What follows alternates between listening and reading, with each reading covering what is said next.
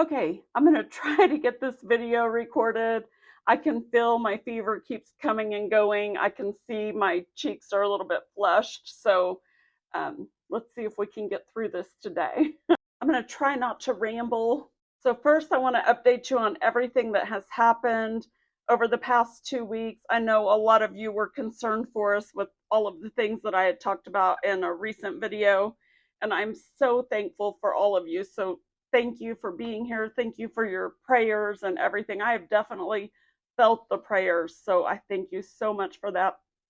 Art and I have both been very sick. My mom has been very sick. My mom got home from the hospital yesterday, but they still don't know exactly what is wrong. They're trying a bunch of different medications. They thought it was her heart. It turned out it wasn't, so that's a good thing. Um, she does follow back up with her doctor on Monday, but hopefully we'll learn something before then. Art has been so sick and running fever. He has had to take 3 days off work this week, and he does not take days off work ever. I've been very worried about him. He won't let me come out to him because he doesn't want to get me sick, but I've been sick myself, so neither one of us want to make the other one any worse than we already are either. But that alone has been kind of difficult. We have only seen each other maybe 4 times this entire year. Basically, every time we've seen each other, you guys have known it because we've recorded a video together anytime that we are together. So those are literally the only moments that we've had together at all this year. So that's been very stressful and trying. But let me update you on some of the things that I had mentioned in the previous video.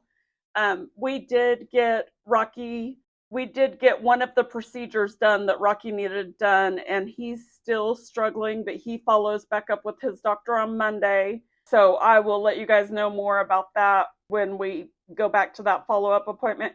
He has finished the antibiotics. Luckily, he still has pain medication because he is not doing very well when the pain meds wear off. So we'll see how the rest of this week goes.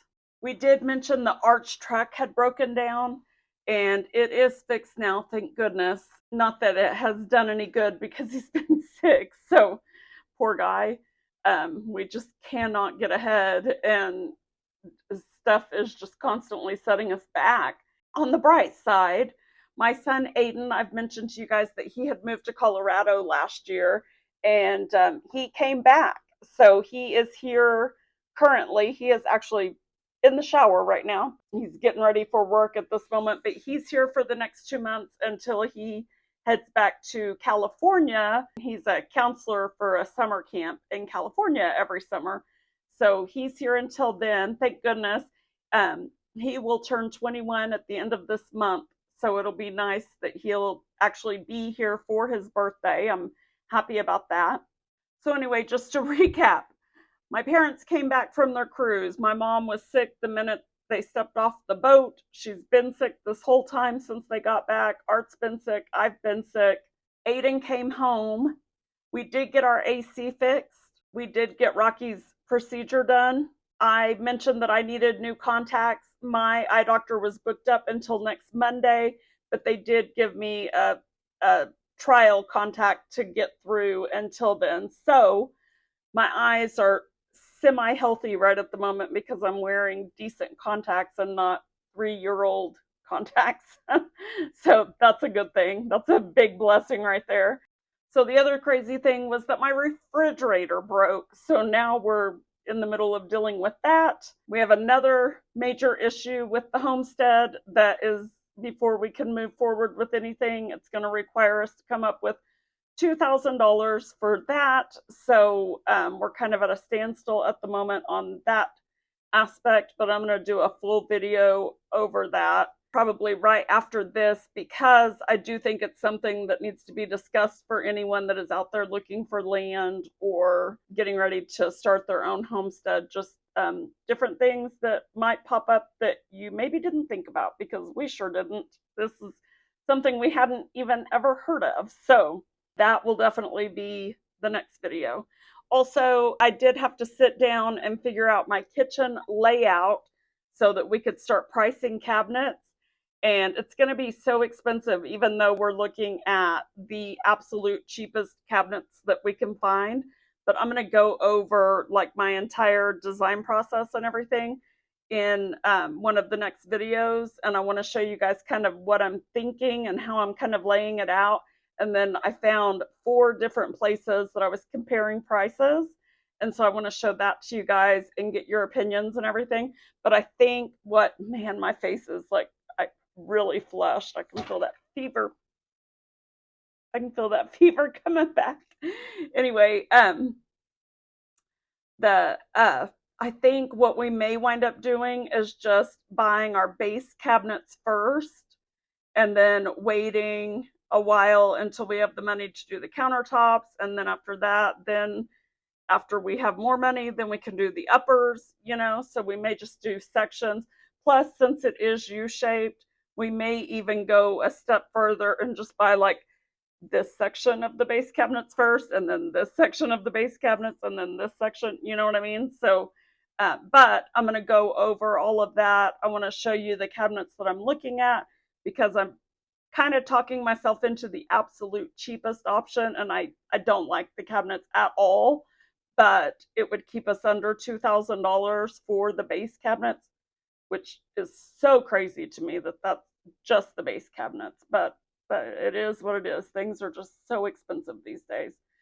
So, but I don't even know why I'm thinking about cabinets yet. There's no reason to, because we have a water issue we have to take care of first, and then we have to figure out HVAC or mini split system, because by the time we get the water issue taken care of to where we can actually start working at the property, it's going to be too hot to be out there without having some AC of some sort. So we have to get all of that figured out.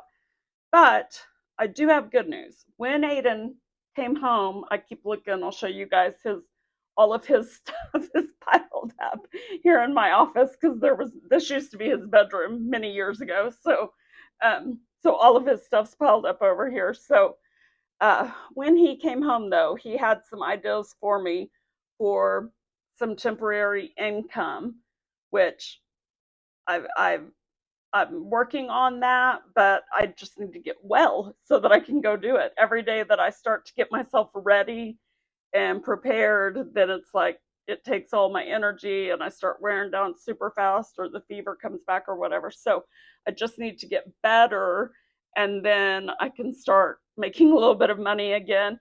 But he did have some really great ideas for me, and I'm excited to share that. So that will probably be a different video. So as soon as I do have all of these videos that I'm mentioning, once they are up, I will link them wherever, up here in one of these corners. So anyway, oh yes, and then the other thing is that I've been having issues. So I'm wondering, for those of you that have YouTube channels yourself, when you hit 500 subscribers, and you could go ahead and I guess you can apply to the YouTube Partner Program at that time, right? Because of those mid-level benefits, right? The fan funding and stuff, memberships and things like that. I had some great ideas for memberships and stuff, and so I was really looking forward to all of that. Well, when I went to apply, I keep getting rejected, and so I'm really confused about why, and I want to talk through that with somebody that's been through this process before, because the way that the rejection sounds is that we're being rejected because we don't meet the guidelines for their advertisers. Well, that makes me think that we don't meet the guidelines because we don't have 1,000 subscribers, which is true. We don't have 1,000 subscribers. I'm not trying to get monetized for ads. I just want the mid-level, we do have our watch hours. We now have over 500 subscribers. So I'm just trying to get that part started, right? So what I'm trying to figure out is, when you hit 500, were you able to go ahead and apply for AdSense? Or, because it makes it seem like we have to have an AdSense account to do memberships and things like that. I seem to not be able to get approved for AdSense because we don't have 1,000 subscribers. Does that make sense? So I want to know, someone who's been through that, did you get approved or did you wait to apply until you were at 1,000? Like, I want to know what other people have experienced. I've looked at so many different help sections in the community, and a lot of people seem to have this issue I'm seeing, but I don't ever see a resolution. Nobody ever actually gives an answer other than you need to read the guidelines, blah blah blah. Well, I have, and we meet all of the guidelines. That's what, like, so there's something else that I'm missing. So I'm trying to figure that out. So if anybody has any experience with that, please do let me know.